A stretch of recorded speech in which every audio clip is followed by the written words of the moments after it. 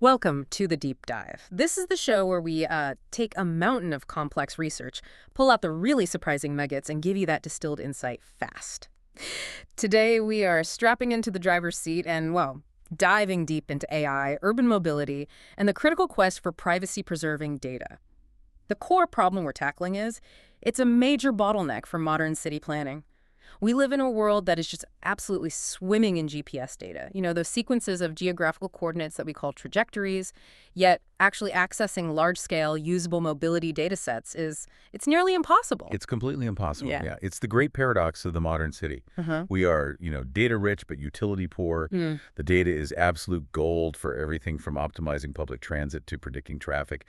But because that real data tracks personal movement so perfectly, intense privacy concerns and regulations just lock it all down. So we can't use the real data freely, but we absolutely need its insights. That means the solution has to be trajectory generation. So creating synthetic data that is, mathematically indistinguishable from real-world movement. Exactly, but completely devoid of any original personal information. And this is where it gets incredibly challenging for machine learning. Human movement is complex, it's chaotic, it's highly stochastic. A trip isn't just a series of, independent dots on a map. Oh. It's what we call non-independent and identically distributed.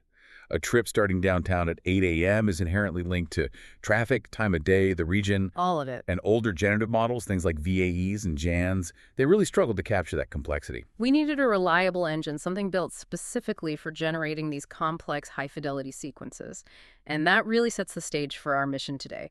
We are tracking the incredibly rapid evolution of this field just over the last few years, focusing on 3 cutting-edge implementations that all use the same powerful technique. The diffusion probabilistic model. Exactly. We're charting this progression from just generating realistic points to achieving external control, and then finally to guaranteeing real-world usability. It's a perfect case study, really. You're seeing machine learning adapt a fundamental generative tool, the diffusion model, which, many of you might know from image synthesis. Right, from all those AI art generators. And applying it to solve this uniquely geographical, very real-world problem. Okay, so let's start with the foundation then, the very first major application in this space, Difftraj. As you said, the motivation was clear. The older VAE and JAN methods were just not robust enough. They produced trajectories that just felt artificial. Exactly. And when we say non-IAD, think about it like this. Okay. If you sample 1 million individual GPS points, they are not randomly distributed across a city. Well, of course not. They cluster on highways near specific landmarks. They follow predictable spatial patterns. The challenge is making sure the synthesized data keeps those subtle, underlying rules of human flow. Difftraj was the first to really look at diffusion models for this, for general GPS trajectory generation, because it recognized their robustness. And this is where we need to connect the dots for everyone listening. Why are diffusion models inherently better for privacy and complexity than, say, a GAN? It really comes down to the mechanism itself. Unlike a GAN, which sort of tries to mimic the real data directly, the diffusion process starts by completely destroying it. It uses what's called the forward diffusion process to systematically and gradually perturb a real trajectory, let's call it $6, by adding tiny amounts of Gaussian noise. Over and over again. Over hundreds of thousands of small steps, yeah. So you're essentially just turning this highly specific, very personal GPS path into pure, meaningless, static noise, which you call $6. Precisely. And that's why the privacy benefit is so powerful. It's inherent to the process. Yeah. The model then learns the reverse denoising process. The generative phase. Right. It learns how to reverse those tiny noise applications, step by step, starting from pure random Gaussian noise and synthesizing a brand new, highly realistic trajectory. And because generation always starts from complete noise? The sensitive information from the original trajectory is simply never accessed or leaked in the output. That's a huge shift. You're moving from generating data that's close to the real thing to generating from scratch. But I imagine a simple off-the-shelf denoising network wouldn't work for spatial data like this. Not at all. You need something customized to understand roads, not just pixels. And that's the critical technical contribution here. The custom architecture they called TrijuNet. They realized that for a trajectory, you need to understand both the tiny movements like making a turn and the big picture, the overall shape of the trip. And a standard RNN struggles with those multi-scale features. It really does. So TrijuNet uses a CNN-based UNet structure. It's generally better at combining features across different scales, and it's also more computationally efficient for this specific task. Okay, so you have a strong backbone, but the model still needed guidance, right? You don't just want random noise. You want a trajectory that looks like a trip starting downtown at 8 a.m. Correct. And to achieve this guided generation, TrajUnet integrates what's called a wide and deep network to embed conditional information. And this conditional information, it acts like a set of instructions for the model. It's exactly that. It uses numerical data, like the desired velocity or the total distance, and discrete attributes, like the departure time or the general region of the city.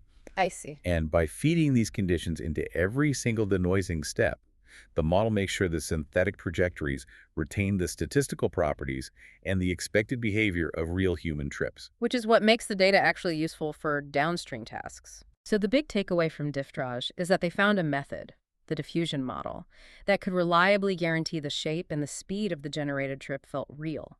It laid the groundwork for utility and just blew those older methods out of the water. Okay, so Difftraj solved the fundamental problem of high-fidelity private generation. But in the real world, city planners rarely just want generalized data.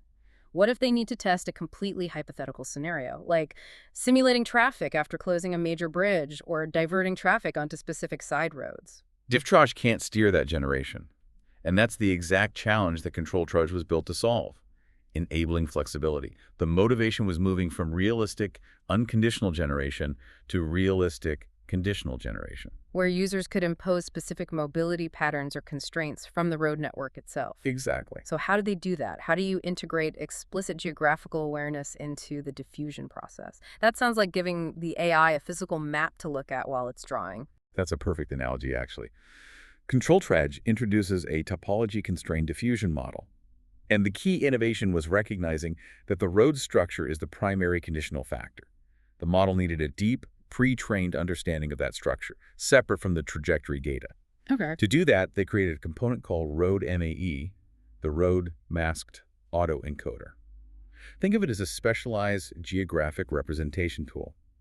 This transformer-based model is pre-trained by looking at road maps, and it even intentionally masks out certain road segments. Oh, interesting. Why? It forces the encoder to learn a comprehensive, robust understanding of how all the segments connect and interact. The result is this crucial geocontext condition.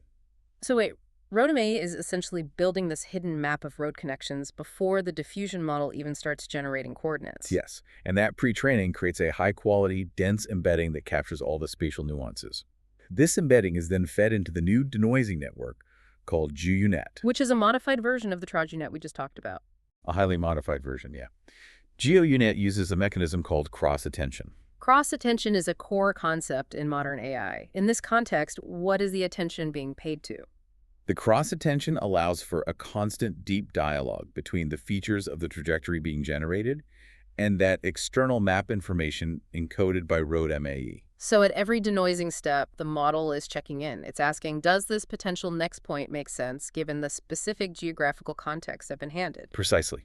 And this ensures that generated trajectories align perfectly with human-defined routing preferences or, the hypothetical road constraints a user wants to simulate. I see. So this explicitly validates the concept of controllable generation. But I have to ask, when you impose such strict controls, don't you risk making the traffic flow too mechanical, too predictable? That's a fantastic point. You could lose that stochastic human chaos that makes movement realistic in the first place. You're absolutely right, and Controltraj addressed that by implementing classifier-free diffusion guidance. This feature provides what you can think of as a control knob. It's a parameter, often called omega. A control knob, I like that. By adjusting this dial, users can explicitly balance the desired trajectory quality, so how strictly it adheres to the map or the condition against the diversity of the generated paths. So you can dial it up for perfect adherence in a simulation or dial it down to introduce more natural, human-like randomness. Exactly. It ensures the synthetic traffic remains stochastically realistic. The evolution here is just relentless. So Difftraj gave us high-fidelity private GPS points. Controltraj gave us the ability to steer those points using external maps. But both models shared a fundamental practical limitation that created a massive usability barrier. A huge one.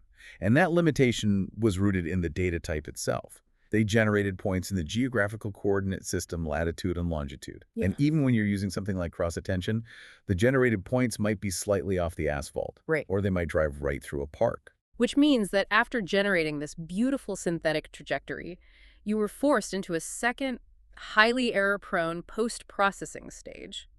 Map matching. Yes, map matching, where you try to force the generated points onto the nearest actual road segment. It's like generating a realistic image of a car driving, but realizing the car is parked halfway up a vertical wall. And your attempt to fix that mistake just introduces more errors. It adds error, it adds time, and it adds computational cost. And if the AI's mistake is large, the map matching algorithm often just chooses the wrong road entirely, making the whole thing unusable. So this is a major engineering barrier. And Diff-rntraj solves this foundational problem by proposing a radical new task: road network constrained trajectory generation. Rntraj. The model is designed to generate trajectories that are guaranteed to be on the road end-to-end. Which immediately requires a completely new definition of the data. I mean, how do you define movement in a way that respects the road network from the very start? Right. And an Rntraj is defined as a hybrid data type. Each point is represented by two elements. First, a discrete road segment ID. Which is basically, which road are you on? And second, a continuous moving ratio, which is how far along that specific segment have you traveled. So the challenge then becomes, how do you feed this hybrid, partly discrete data into a diffusion model, which usually needs continuous data, like a vector or an image? They couldn't just use the raw segment IDs. No. They solved this with a very clever pre-training strategy centered on vectorization.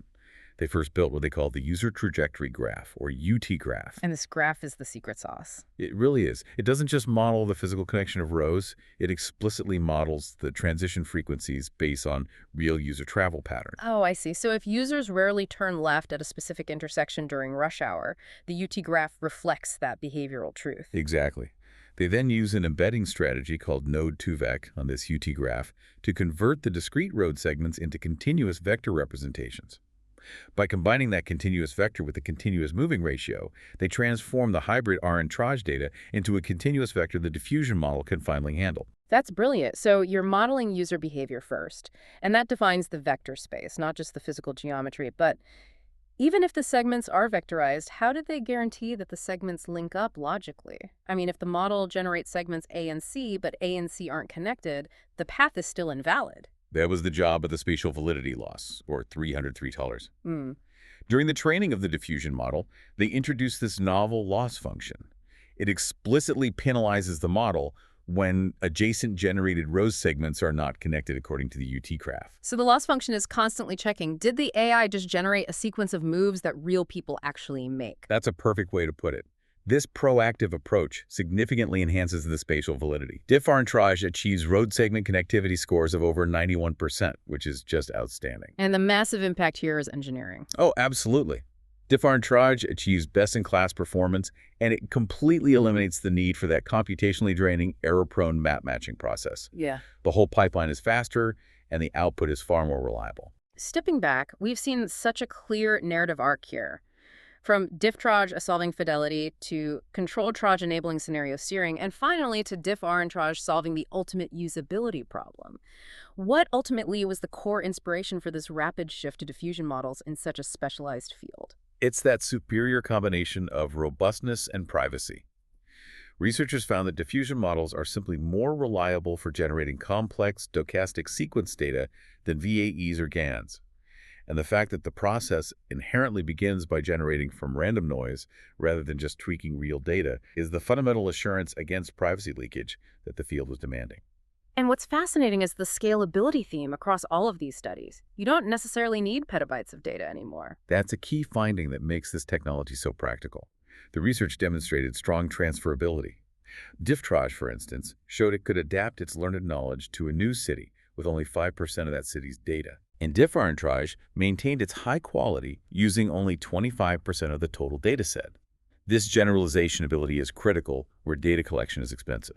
So if the field has moved from generating GPS points to guaranteeing road-constrained paths, where do researchers look next? The future work is focused on integrating even more dynamic conditions. The next horizon is explicitly conditioning the generation based on objective factors that change in real time. Like current traffic congestion. Exactly. Current traffic, specific construction zones, or even the impact of localized weather events.